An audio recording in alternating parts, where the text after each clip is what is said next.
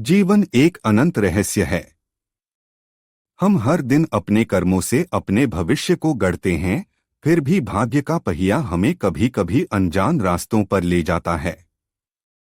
और इस सब के बीच स्वतंत्र इच्छा की वह छोटी सी चिंगारी हमें यह सवाल पूछने को मजबूर करती है, क्या हम सचमुच अपने जीवन के स्वामी हैं?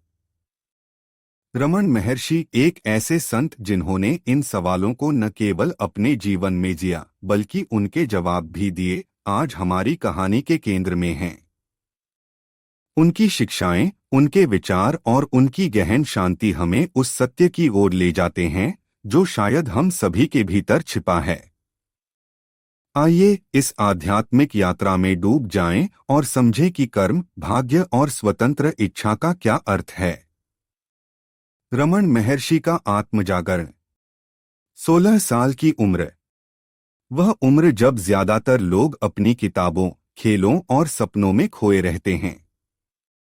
लेकिन वेंकटरमण, जो बाद में रमन महर्षि के नाम से जाने गए, उस उम्र में एक ऐसे अनुभव से गुजरे जिसने उनकी जिंदगी को हमेशा के लिए बदल दिया। एक साधारण दिन था। वह अपने कमरे में अकेले थे। अचानक मृत्यु का भय उनके मन में उठा। यह कोई साधारण डर नहीं था। यह ऐसा था जैसे उनका पूरा वजूद हिल गया हो। उन्होंने सोचा, अगर मैं अभी मर जाऊं तो क्या होगा? इस सवाल ने उन्हें भीतर की गहराइयों में उतार दिया। उन्होंने अपनी आंखें बंद कीं और खुद को मृत मान लिया। शरीर स्थिर था, सांस रुकी हुई थी, लेकिन फिर भी उनके भीतर कुछ जाग रहा था। वह चेतना, वह सत्ता जो शरीर से परे थी। उस पल में वेंकटरमण को आत्म साक्षात्कार हुआ। उन्हें एहसास हुआ कि वह केवल शरीर नहीं बल्कि उससे कहीं अधिक हैं, एक अनंत चेतना जो कभी नष्ट नहीं होती। यह अनुभव इतना गहरा था कि इसने उनकी जिंदगी की दिशा ही बदल दी। जो मैं हूं वह कभी मरता नहीं, उन्होंने बाद में कहा। यह वाक्य सिर्फ शब्द नहीं बल्कि एक सत्य का प्रकटीकरण था। उस 16 साल के लड़के ने उस दिन न केवल अपनी सच्चाई खोजी बल्कि दुनिया को वह राह दिखाई जो कर्म, भाग्य और स्वतंत्र इच्छा के ताने बाने को समझने की कुंजी है। कर्म, हमारे हाथों की रेखाएं। कर्म, यह शब्द हमारी संस्कृति में गहरे तक बसा है। हम कहते हैं, जैसा करोगे वैसा भरोगे। लेकिन रमन महर्षि कर्म को एक अलग नजरिए से देखते थे। उनके लिए कर्म केवल अच्छे बुरे कार्यों का हिसाब किताब नहीं था। वह कहते थे, कर्म वह है जो तुम अपने मन से बांध लेते हो। क्या आपने कभी सोचा है कि हम जो करते हैं वह क्यों करते हैं? सुबह उठकर काम पर जाना, किसी की मदद करना या गुस्से में किसी से बहस करना, यह सब कर्म है। लेकिन रमन महर्षि कहते थे कि कर्म का असली प्रभाव तब पड़ता है जब हम उसमें मैं को जोड़ देते हैं। मैंने यह किया, यह मेरा फल है, यह मैं ही हमें कर्म के बंधन में जकड़ लेता है। एक बार एक भक्त ने उनसे पूछा, महाराज, क्या हम अपने कर्मों से भाग्य को बदल सकते हैं? रमन मुस्कुराए और बोले, कर्म और भाग्य एक ही सिक्के के दो पहलू हैं। तुम कर्म करो, लेकिन यह मत सोचो कि तुम कर्म करने वाले हो। जब मैं का भाव मिट जाता है तब कर्म भी बंधन नहीं बनता। यह सुनकर शायद मन में सवाल उठे, क्या यह इतना आसान है?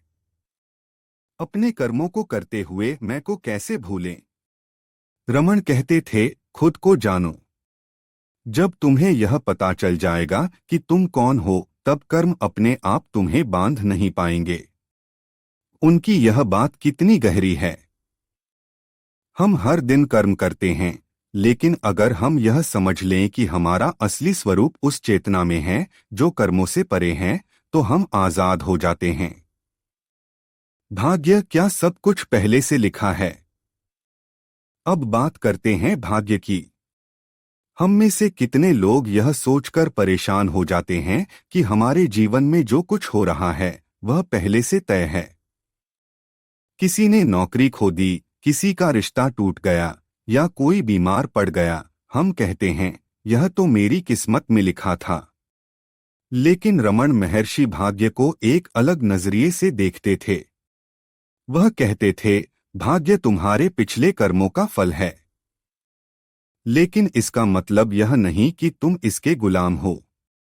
एक बार एक व्यक्ति ने उनसे पूछा, महाराज, अगर मेरा भाग्य पहले से तय है तो मैं कुछ क्यों करूं? रमण ने जवाब दिया, भाग्य तुम्हारे शरीर और परिस्थितियों को प्रभावित करता है, लेकिन तुम्हारा असली स्वरूप उससे परे है। तुम्हें अपने मन को वश में करना है। जब मन शांत हो जाता है तब भाग्य की रस्सियां अपने आप ढीली पड़ जाती हैं। यह सुनकर मन में एक ठंडक सी महसूस होती है ना? हम कितनी बार भाग्य को कोसते हैं, लेकिन रमण हमें सिखाते हैं कि भाग्य कोई जेल नहीं है। वह बस एक नदी है जिसमें हम तैर रहे हैं। अगर हम तैरना सीख लें तो नदी हमें डुबो नहीं सकती। और तैरने का तरीका है आत्मचिंतन। रमण कहते थे, अपने मन को देखो, हर विचार के पीछे जाओ, पूछो यह विचार किसके लिए है। जब तुम इस सवाल का जवाब खोज लोगे तब तुम्हें पता चलेगा कि भाग्य तुम्हारा मालिक नहीं है। उनकी यह बात हमें एक नई ताकत देती है। भाग्य को दोष देने की बजाय हमें अपने मन को समझना होगा, क्योंकि असली स्वतंत्रता मन की शांति में है। स्वतंत्र इच्छा, हम कितने आजाद हैं? अब आते हैं स्वतंत्र इच्छा पर। यह शायद सबसे जटिल सवाल है। अगर कर्म और भाग्य हमारे जीवन को बांधते हैं तो क्या हमारे पास सचमुच कोई आजादी है? रमण महर्षि इस सवाल को बहुत सरलता से समझाते थे। वह कहते थे, स्वतंत्र इच्छा और भाग्य दोनों एक ही सत्य के दो रूप हैं। जब तक तुम अपने मन को सचमुच नहीं जानते तब तक तुम्हें लगेगा कि तुम आजाद हो या बंधे हुए हो। लेकिन जब तुम अपने असली स्वरूप को जान लोगे तब न स्वतंत्र इच्छा रहेगी न भाग्य। यह सुनकर शायद मन थोड़ा उलझ जाए, लेकिन रमण का कहने का मतलब था कि हमारी असली आजादी हमारे मन के विचारों से परे है।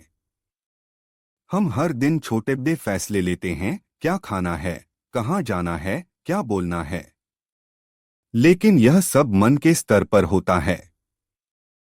रमण कहते थे, असली स्वतंत्रता वह है जब तुम मन के ऊपर उठ जाओ, जब तुम यह जान लोगे कि तुम विचार नहीं बल्कि वह चेतना हो जो विचारों को देखती है।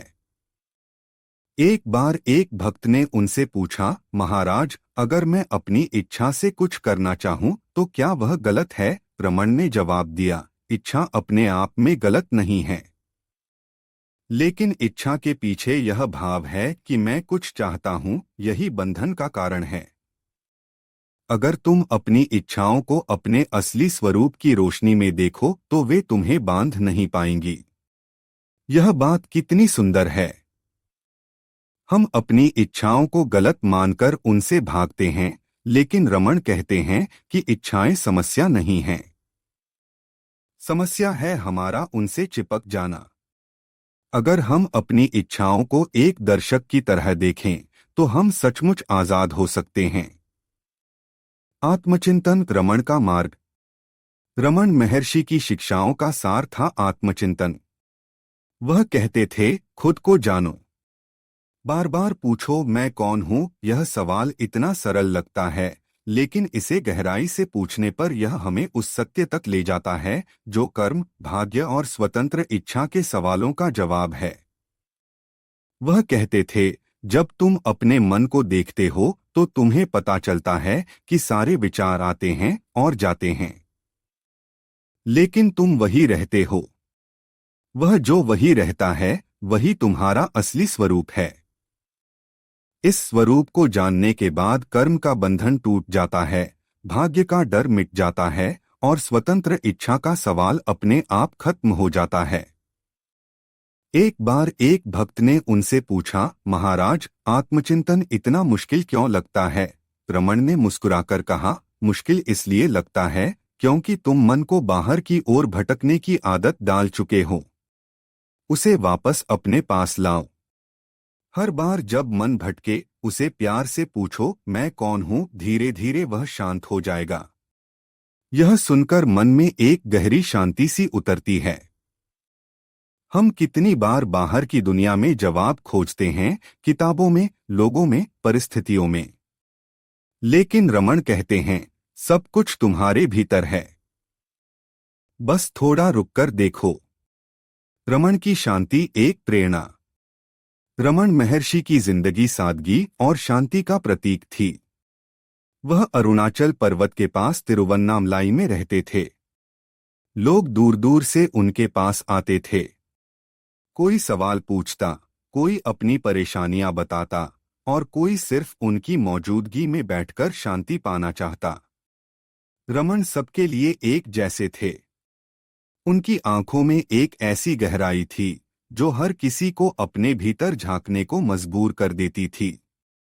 वह कहते थे, शांति तुम्हारा स्वभाव है, तुम्हें उसे बाहर खोजने की जरूरत नहीं, बस अपने मन के शोर को थाम लो। यह वाक्य कितना गहरा है। हम हर दिन कितने शोर में जीते हैं, विचारों का शोर, इच्छाओं का शोर, डर का शोर। लेकिन रमण हमें सिखाते हैं कि इस शोर के पीछे एक ऐसी शांति है जो हमारा असली घर है। उनके पास आने वाले लोग अक्सर कहते थे कि उनकी मौजूदगी में ही सारे सवाल खत्म हो जाते थे। एक भक्त ने लिखा, महाराज के पास बैठकर ऐसा लगता था जैसे समय रुक गया हो। मेरे सारे सवाल बेकार लगने लगे। उनकी शांति ने मुझे मेरी शांति की याद दिला दी। जीवन का सार, रमण का संदेश। रमण महर्षि की शिक्षाएं हमें कर्म, भाग्य और स्वतंत्र इच्छा के ताने बाने को समझने की एक नई दृष्टि देती हैं। वह कहते थे, जीवन एक सपना है। तुम जब तक इस सपने में मैं को सच मानते हो तब तक कर्म और भाग्य तुम्हें बांधते हैं। लेकिन जब तुम जाग जाते हो तब तुम्हें पता चलता है कि तुम हमेशा से आजाद थे। यह संदेश सिर्फ शब्द नहीं बल्कि एक निमंत्रण है। यह हमें अपने भीतर झांकने, अपने सवालों के जवाब खोजने और उस शांति को पाने का निमंत्रण है जो हमारा असली स्वरूप है। रमण कहते थे, तुम्हें कुछ पाने की जरूरत नहीं, तुम पहले से ही पूर्ण हो, बस उस पूर्णता को याद करो। आज जब हम अपने व्यस्त जीवन में भाग रहे हैं, रमण का यह संदेश हमें रुकने की प्रेरणा देता है। वह हमें सिखाते हैं कि कर्म करना है लेकिन बिना अहंकार के, भाग्य को स्वीकार करना है लेकिन बिना डर के, और स्वतंत्र इच्छा का उपयोग करना है लेकिन उस सत्य की खोज में जो हमें बंधनों से मुक्त करता है। अंत में रमण महर्षि का एक सुंदर वाक्य याद आता है, जब तुम अपने मन को छोड़ देते हो तब तुम वहां पहुंच जाते हो जहां न कर्म है, न भाग्य है, न इच्छा है, बस शुद्ध आनंद है। तो आइए हम भी इस यात्रा में एक कदम बढ़ाएं। हर दिन थोड़ा रुकें, अपने मन को देखें और उस सवाल को पूछें, मैं कौन हूं। शायद इस सवाल का जवाब हमें उस शांति तक ले जाए जो रमण महर्षि ने हमें दिखाई। उनकी यह शिक्षाएं, उनकी यह शांति आज भी हमारे लिए एक दीपक की तरह जल रही हैं। बस हमें उसकी रोशनी में चलना है। तो दोस्तों, यह था आज का वीडियो। अगर आपको यह जानकारी पसंद आई हो तो वीडियो को लाइक और शेयर जरूर करें। और हाँ, चैनल को सब्सक्राइब करना न भूलें। अगले वीडियो तक के लिए नमस्ते। धन्यवाद।